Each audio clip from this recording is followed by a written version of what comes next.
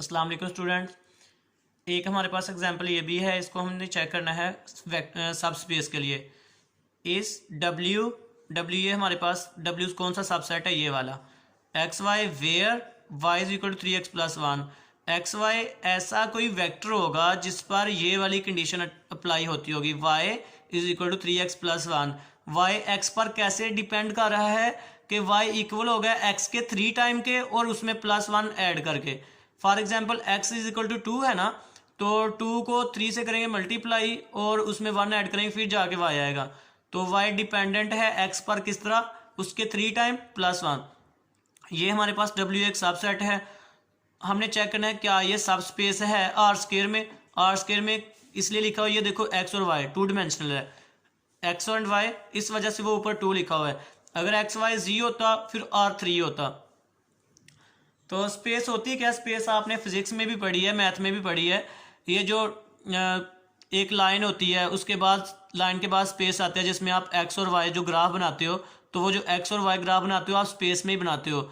जो x Y जी graph बनाते हो वो भी एक स्पेस ही है, R2 भी एक स्पेस है, R3 भी एक स्पेस है। तो इन्हीं में से कुछ चीज़ें हम चेक करते हैं, कौन सी वेक्टर है, कौन सी वेक्टर स्पेस है, कौन सी नहीं है। तो खुद इसको हमने चेक करना है क्या ये वेक्टर स्पेस, क्या ये सब स्पेस है या नहीं। हम इस जैसे जो है ना, दो वेक्टर खुद से इसे लेट कर लेते हैं, late u x1 y1 and v x2 y2।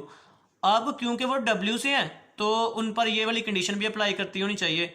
तो कंडीशन क्या है जी, इसके मुताबिक फिर y1 is equal to 3x1+1 होना चाहिए, और इसके मुताबिक इसको इस डेफिनेशन के मुताबिक ओपन करेंगे, इस पर ये वाली डेफिनेशन अप्लाई करेंगे तो ये आना चाहिए y2 is equal to 3x2+1। उसके बाद नो u प्लस v। मैंने कहा था सब स्पेस चेक करने के लिए आप जस्ट दो प्रॉपर्टीज चेक कर लिया करो, पहली कुलैयर विद रिस्पेक्ट टू एडिशन और दूसरी स्केलर मल्टीप्लिकेशन। तो हम पहली कुलैयर प्रॉपर्टी चेक कर लेते हैं। u प्लस v, दोनों को ऐड किया, दोनों की वैल्यूज पुट कर दी, दोनों को वैल्यूज पुट की तो हमारे पास आ गया answer x1 plus x2 y1 plus y2। अब ये जो एडिशन के बाद इनका आंसर आया, इस आंसर पर भी ये वाली डेफिनेशन अप्लाई करते हैं। नीचे वाला नंबर जो y1 प्लस y2 है उसको लेफ्ट साइड पे लिख लेते हैं according to given condition.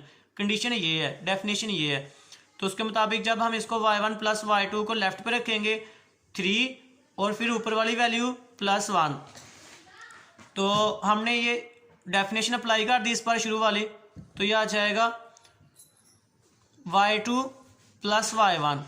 y2 plus y1 की ये ऊपर वैल्यू निकाली हुई, ये उनकी जगह पुट कर देते हैं, y1 की ये वैल्यू, y2 की ये वैल्यू, तो 3x2+1 3x1+1। ये जो 3x2 3x1 है, यहाँ से तो 3 कॉमन आ जाएगा, x2 प्लस x1 रह जाएगा, और ये जो 1 और 1 है इनको मिला के 2 हो जाएगा। तो देखो ये चीज़ डेफिनेशन के मुताबिक इधर 1 आना चाहिए था, लेकिन यहाँ पे 2 आ गया। जो हमारे पास बाय डेफिनेशन है, डेफिनेशन के मुताबिक क्या आना चाहिए था 1, लेकिन लेफ्ट साइड पे क्या आ रहा है 2 आ रहा है, तो ये चीज़ इसके इक्वल नहीं है। इस पर तो पहली ही प्रॉपर्टी सेटिस्फाई नहीं हो रही, इसका मतलब है ये तो क्लोज्ड ही नहीं है विद रिस्पेक्ट टू एडिशन। तो अगर ये अंडर एडिशन क्लोज नहीं है तो इसका मतलब है कि पहली प्रॉपर्टी सेटिस्फाई नहीं हो रही, तो ये वाला जो सब सेट है ये सब स्पेस भी नहीं है। एक और एग्जाम्पल चेक कर लेते हैं। पहली एग्जाम्पल के बारे में हमने लिख लिया, सो W इज नॉट अ सब स्पेस ऑफ R स्क्वायर। अस्सलाम वालेकुम।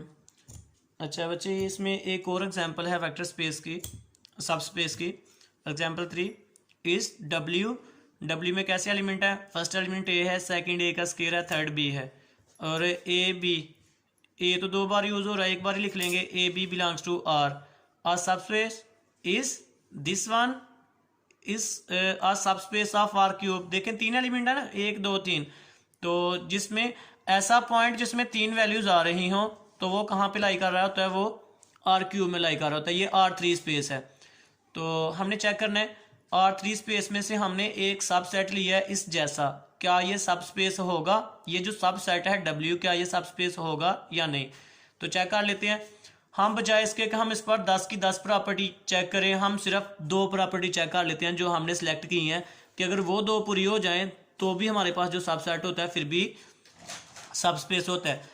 तो यू इसी तरह का एक लेट कर लेते हैं, इसी में से जो जिसके एलिमेंट इसी तरह के हों, इसी तरह की नेचर होंगे।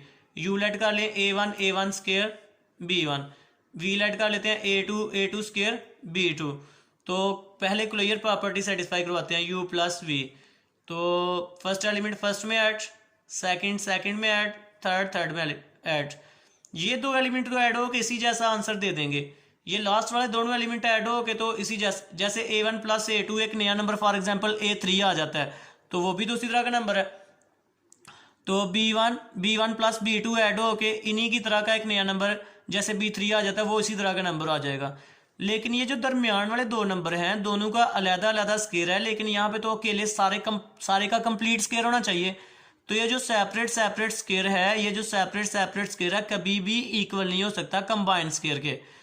अलग स्केयर कभी भी, अगर सेंटर में ये चीज आ जाती है तो सेम वैसा ही आ जाना था कि पहला एलिमेंट पहले जैसा हो जाना है, दूसरे का अगर कंबाइंड स्केयर आ जाता सेंटर में, दोनों का इकट्ठा स्केयर आ जाता तो दूसरे एलिमेंट जैसा मैच हो जाना था, तीसरा तीसरे से मैच हो जाना था, तो जो आंसर आना था वो भी W जैसा ही होना था, वो भी W में से ही होना था। तो इसका मतलब है ये चीज़ जो है अलग स्केयर कभी भी कंबाइंड स्केयर के इक्वल नहीं हो सकता, जिसकी वजह से ये दोनों आपस में इक्वल नहीं है, तो जिसकी वजह से ये वाला एलिमेंट इस जैसा नहीं है, तो ये वाला इसमें लाई नहीं कर रहा। तो इस वजह से हम कह सकते हैं कि क्लियर प्रॉपर्टी होल्ड नहीं कर रही। सो W is not a subspace in R cube.